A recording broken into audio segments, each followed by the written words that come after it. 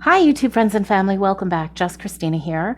Today I'm going to share 3 pages of documents that I never thought that I would be discussing on my channel, but then again, I never thought I'd have a YouTube channel. So these are 3 pages that I found from the NSA website yesterday. This is from a data dump of declassified information from 2004. So being 16 years old, I read through this documentation and it made me wonder if this is the preamble to the Space Force.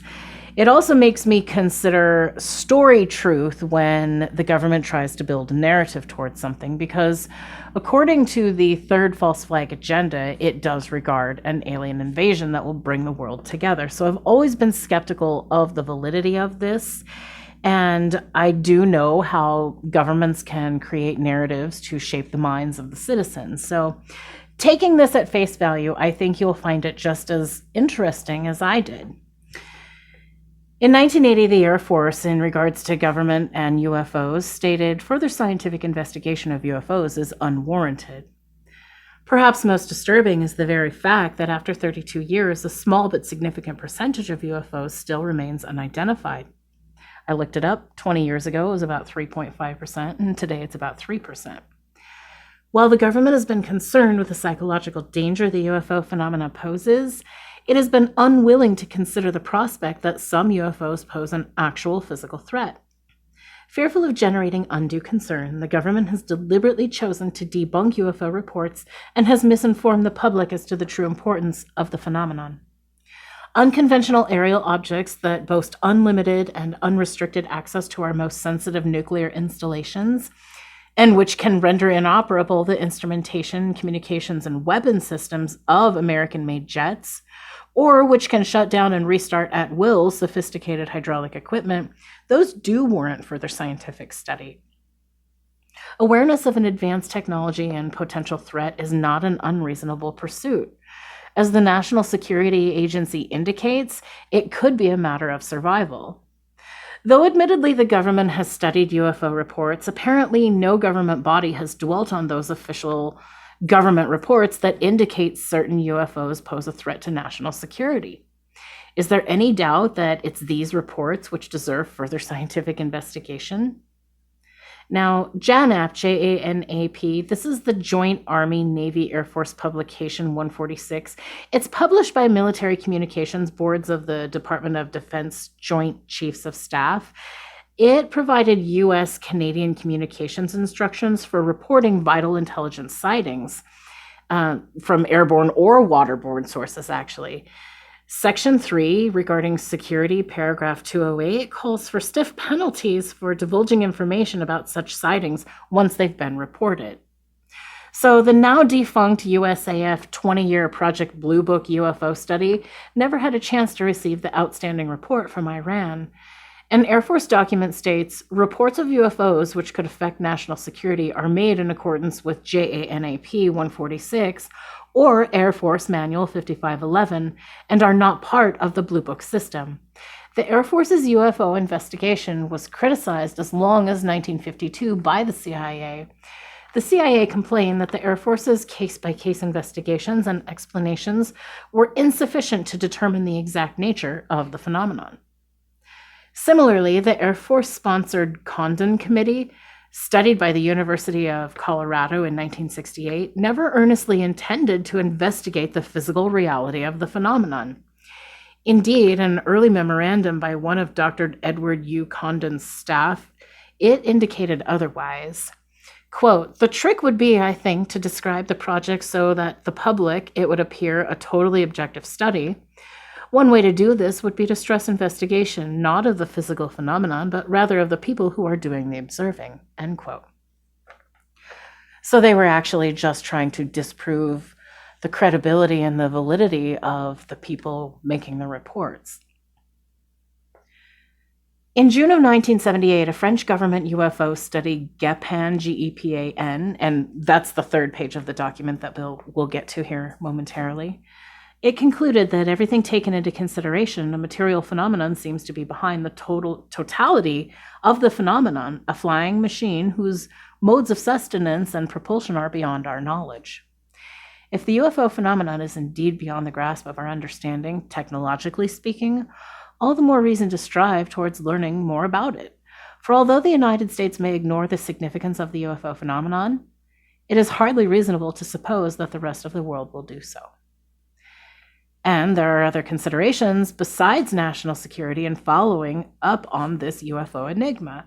As a report from the National Security Agency in 1968 put it, perhaps the UFO question might even make man undertake studies which could enable him to construct a society which was most conducive to developing a completely human being, healthy in all aspects of mind and body, and most importantly, able to recognize and adapt to real environmental situations. So what is that? Is that all of the new technology regarding robotics? In isolating ourselves from the UFO phenomenon, we may risk missing what could be the most important adventure man has yet embarked on. All right, now part 2 of this, entitled Is the CIA Stonewalling? This was written by Richard Hall. He was the former assistant director of NICAP, the leading UFO organization during the 50s and 60s.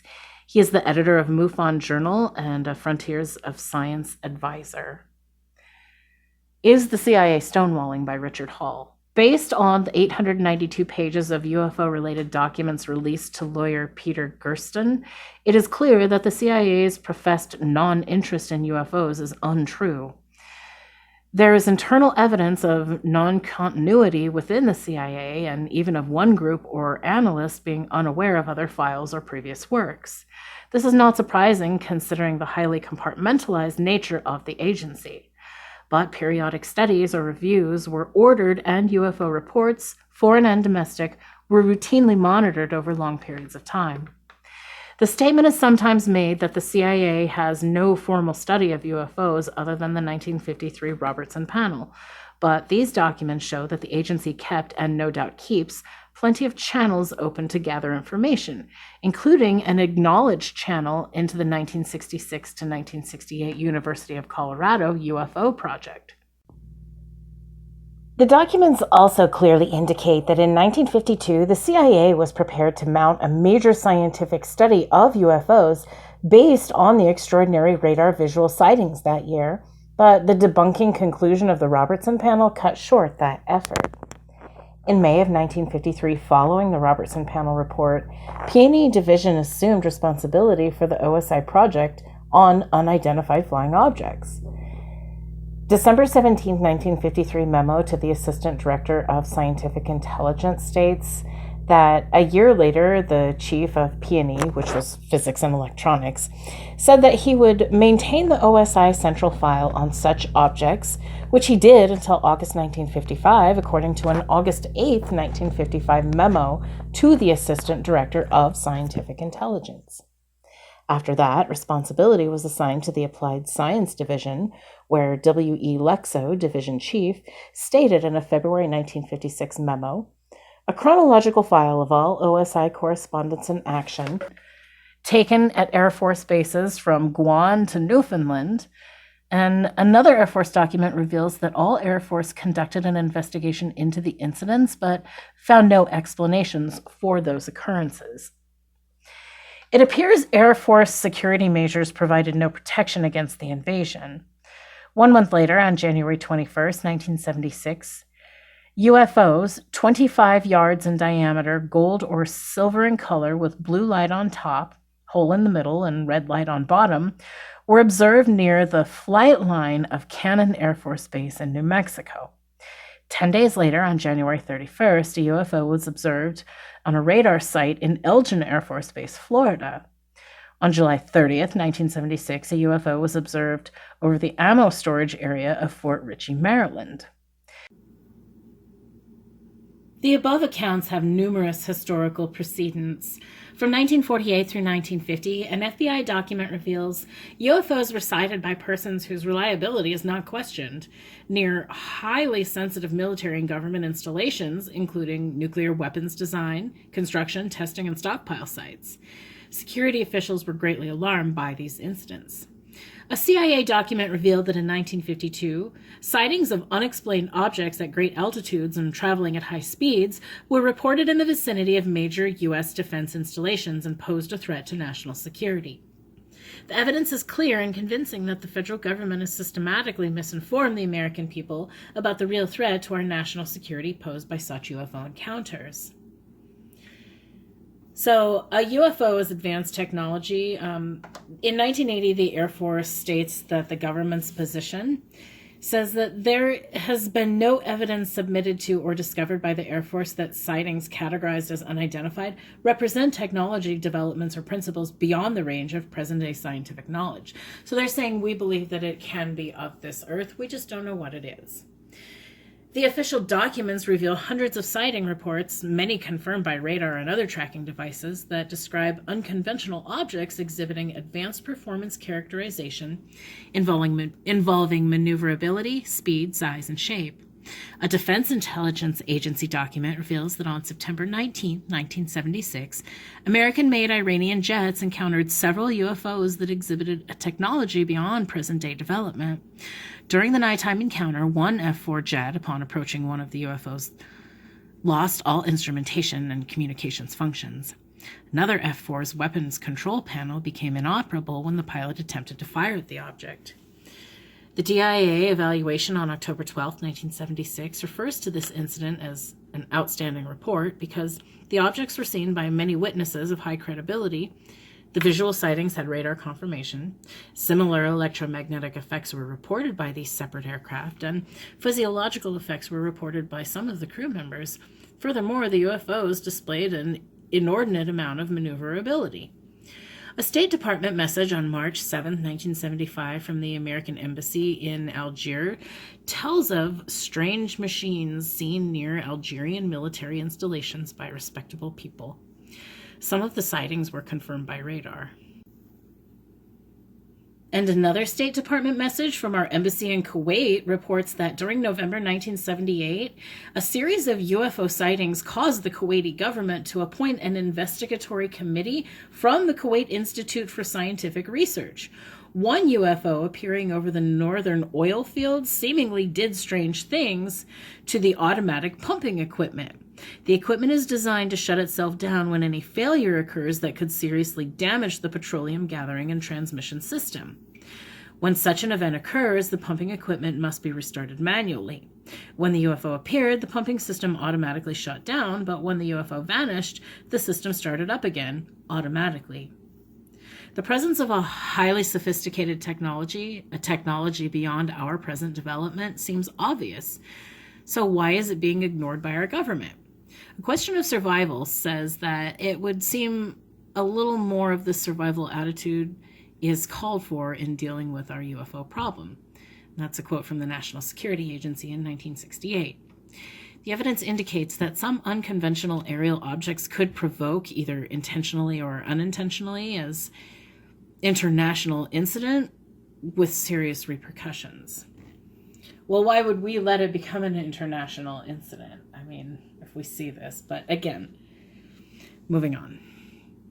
In March 1967, an intercept technician with the USAF Security Service intercepted a communication between a pilot of a Russian-made Cuban MiG-21 and his commander concerning a UFO encounter. The technician had since stated that when the pilot attempted to fire the object, the MiG and its pilot were destroyed by the UFO.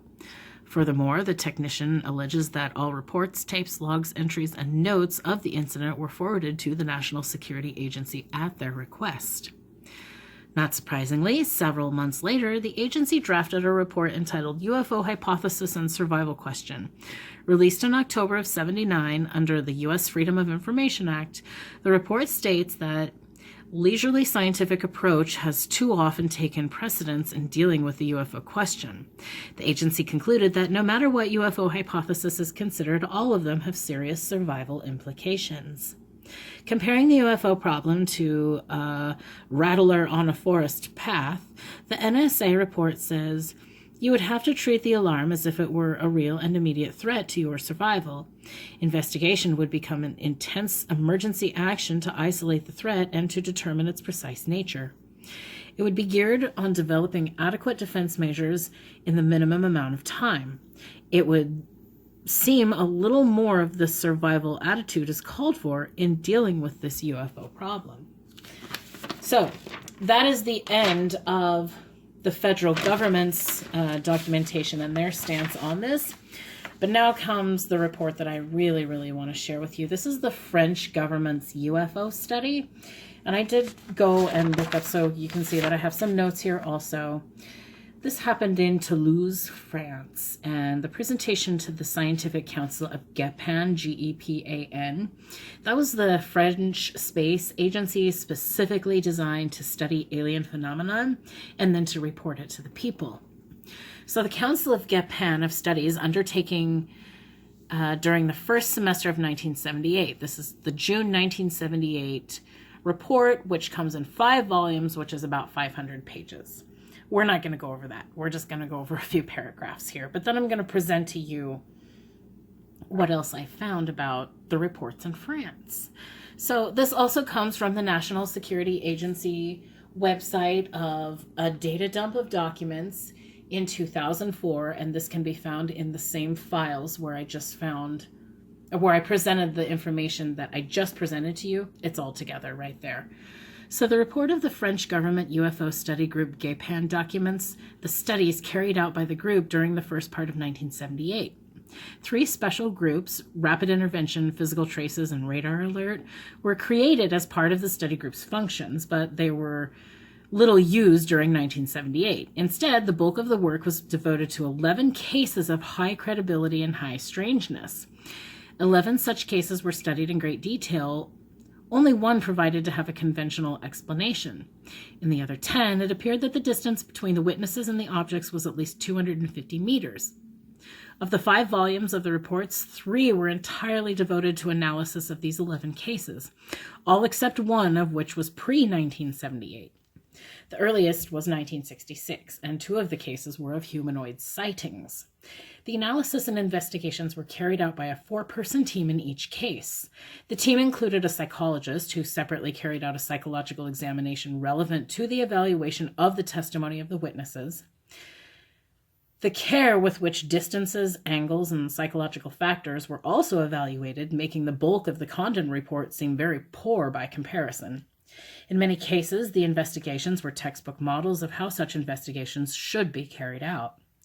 Of the 10 of 11 cases, the conclusion was that the witnesses had witnessed a material phenomenon that could not be explained as a natural phenomenon or a human device.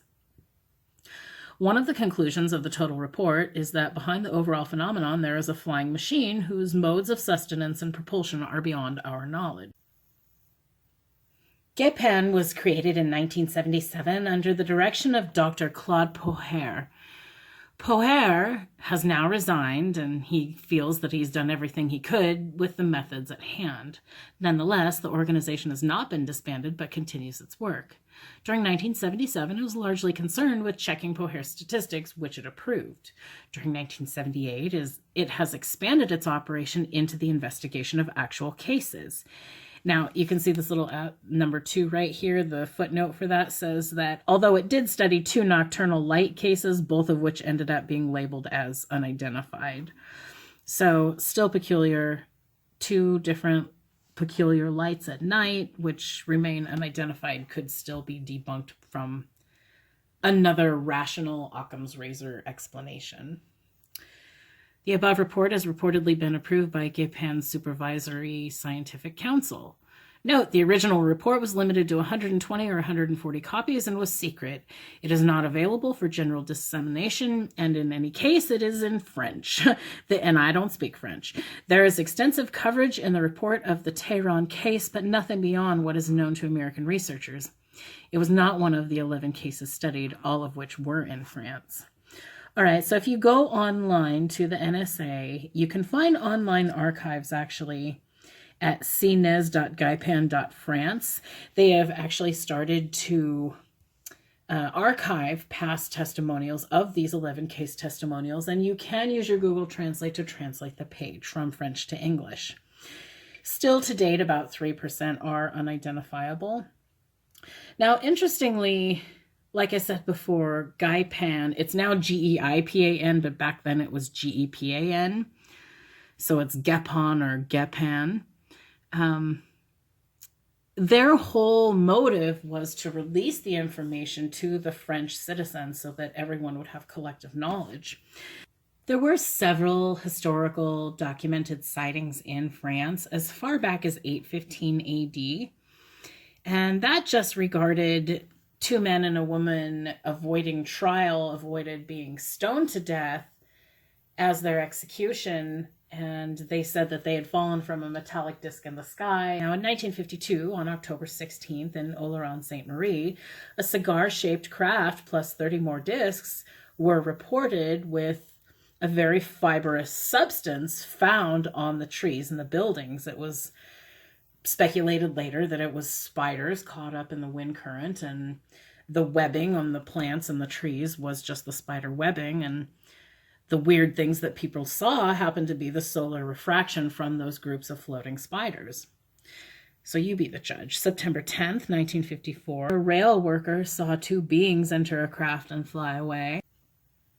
August 29th, 1967, near the Cantal region, 4 kids say they saw and met the beings. And in January 8th, 1981, the Transen province, well, they say that there was evidence here. So they had compressed ground. The ground looked like it had 4 to 5 tons of mechanical pressure here, and it was heated between 300 and 600 degrees Celsius, so 572 to 1112 degrees Fahrenheit. There were trace amounts of phosphate and zinc found in the soil samples, and nearby plants in the field, it was an alfalfa field, it had chlorophyll levels 30 to 50% lower than expected. October 21st, 1982, in Nancy, France. 12:30 in the morning, a disc hovers over a garden for about 20 minutes and then takes off silently. The man who was outside having a smoke, upon seeing it, stands there to watch it, sees the disc rise up. As it rises up, the grass stands straight up with it like it's supercharged. The next day, 2 amaranth plants nearby started to wither, so the guy was a botanist and he did his botanical analysis on it, and though he found no radiation, they were incredibly dehydrated. Global total UFO sighting reports are inconclusive at best, but last year there were nearly 6,000 alone. If you go to arcgis.com, you can see by region all the current reports. The top 5 descriptors: cigar-shaped, bright light, oval, triangle, flashing. Other descriptors: red, orange, green, fireball, disc, cylinder, circle, sphere, oval, cigar, round, triangle, diamond, rectangle, and flash. So what do you think?